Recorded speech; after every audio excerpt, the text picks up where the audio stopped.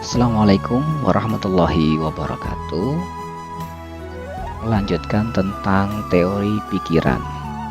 Pikiran dibagi menjadi dua, pikiran sadar dan pikiran bawah sadar. Kita mulai dari pikiran sadar. Pikiran sadar mempunyai 4 fungsi spesifik. Pertama, mengidentifikasi informasi yang masuk. Informasi diterima melalui panca indera, apa yang kita lihat, dengar, rasakan, cium, kecap, sentuh, itu diidentifikasi. Yang kedua, pikiran sadar membandingkan data yang masuk dengan database, referensi, memori, pengalaman, dan segala informasi yang ada di bawah sadar.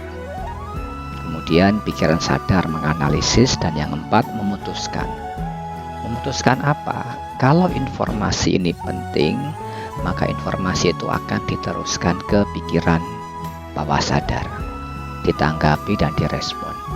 Tetapi ketika informasi ini dianggap tidak penting, maka informasi itu otomatis langsung dibuang. Sekarang kita masuk ke bagian yang kedua, yaitu pikiran bawah sadar. Bawah sadar memiliki 8 fungsi utama, yaitu yang pertama, pikiran bawah sadar berisi tentang kebiasaan, baik, buruk, refleks. Entah kebiasaan itu positif, produktif, atau negatif, merusak, seperti orang merokok, makan berlebihan, dan lain-lain. Atau berupa kebiasaan-kebiasaan yang sifatnya spontan, dilihat dari misalkan otomatis menutup pintu setelah membuka, menutup mulut saat bersin, dan sebagainya. Itu fungsi pikiran bawah sadar yang pertama, menyimpan kebiasaan-kebiasaan.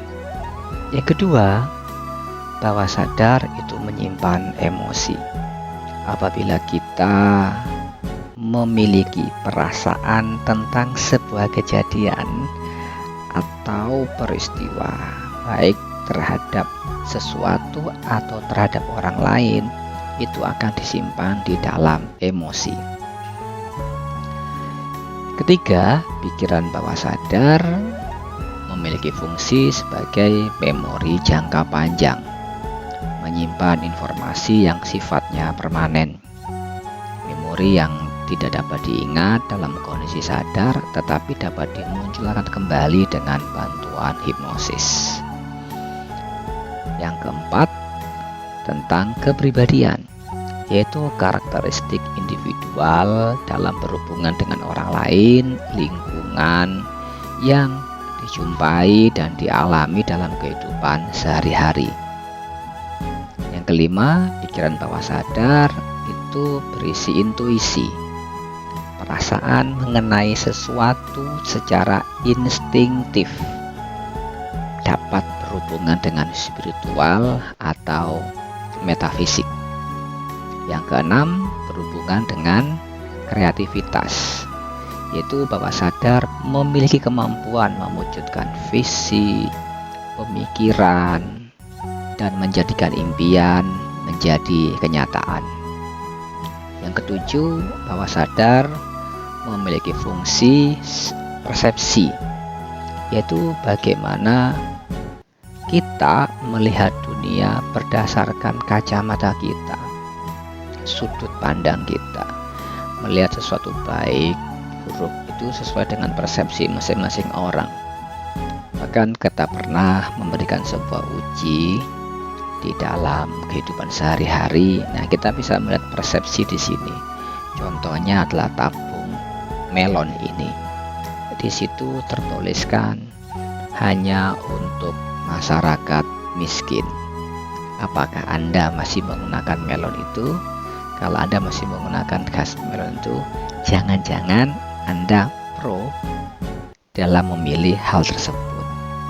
Kecuali memang saat ini Anda dalam kondisi yang memang membutuhkan dan dalam kondisi yang belum mampu untuk membeli gas yang warnanya sebutlah ya 5 kilo lebih gitu. Ya ada saatnya, yang penting Anda niatkan dulu untuk mengubah persepsi Anda bahwa Anda siap untuk naik kelas. Yang kedelapan, belief dan value. Kepercayaan merupakan segala sesuatu yang kita yakini sebagai hal yang benar. Value atau nilai adalah sesuatu yang kita pandang sebagai hal penting. Kedua hal ini ibarat sebuah program. Jika programnya canggih, sehat, dan tidak terinfeksi virus, maka kinerja program Anda menjadi bagus dan keren. Begitu juga dengan belief dan value. Nah, selain dari ke-8 hal di atas tentang pikiran bawah sadar, ada beberapa hal lagi yang terkait mekanisme pikiran disampaikan oleh Milton Erickson, yaitu seorang maestro hipnoterapi yang menyampaikan pengamatannya terhadap pikiran bawah sadar. Yang pertama, bahwa pikiran bawah sadar terpisah dari pikiran sadar. Pikiran bawah sadar ini bekerja secara terpisah dari pikiran sadar. Meskipun pikiran sadar dan bawah sadar bekerja secara paralel, proses kesadaran dan proses berpikir yang berlangsung pada masing-masing pikiran serta respon yang diberikan berbeda, dan keduanya saling mempengaruhi. Pikiran bawah sadar dapat mendengar, melihat hal-hal yang tidak tertangkap oleh pikiran sadar. Pikiran bawah sadar dapat memikirkan hal yang berbeda dengan yang dipikirkan oleh pikiran sadar. Pikiran bawah sadar memiliki ketertarikan pada hal yang ia sukai, tetapi belum tentu menarik bagi pikiran sadar. Pikiran bawah sadar dapat mengendalikan aktivitas fisik tanpa disadari oleh pikiran sadar dan dapat mengungkapkan ide atau pemikiran yang berada di luar jangkauan persepsi pikiran sadar. Walaupun tidak selalu, proses dan aktivitas pikiran bawah sadar biasanya mendukung atau meneruskan kegiatan dan keinginan pikiran sadar. Pada kondisi tertentu, pikiran bawah sadar dapat bertindak secara mandiri, terlepas dari pengaruh pikiran sadar, mengungkapkan keinginannya dan melakukan tindakan yang tidak berhubungan dengan proses berpikir yang terjadi di pikiran sadar. Yang kedua, pikiran bawah sadar adalah gudang penyimpanan informasi. Setiap orang mempunyai pengetahuan yang sangat banyak, namun seringkali tidak tahu bahwa mereka tahu. Pengetahuan itu bisa meliputi informasi yang berhubungan dengan fisik, emosi, psikologi, intelektual yang diperoleh secara sadar dengan upaya keras. Dan pengetahuan itu kemudian seakan-akan hilang karena telah berada di wilayah pengamatan, berada di luar wilayah pengamatan pikiran sadar. Sebagai contoh sederhana, ketika kita belajar, proses pembelajaran yang tidak mudah walaupun melakukan aktivitas berjalan setiap hari, orang dewasa tidak sadar bahwa mereka bisa karena telah berhasil mempelajari cara berjalan saat masih kecil. Contoh yang lain adalah orang yang mempelajari misalkan nih pelajaran tentang setir mobil. Nah, itu kan awalnya kan orang belajar bagaimana gas, rem, dan kopling. Dan pembelajaran semacam tersebut terjadi karena pikiran bawah sadar merupakan sistem kesadaran dan tempat pemrosesan informasi yang paralel tetapi sekaligus terpisah dari pikiran sadar. Oke, yang ketiga, pikiran bawah sadar adalah potensi yang belum digunakan.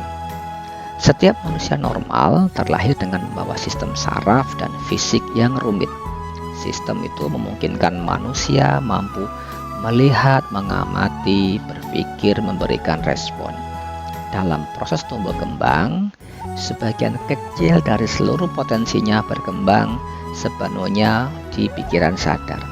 Potensi yang belum tergali dan berkembang berada di luar pikiran sadar dan masuk ke dalam kendali pikiran bawah sadar.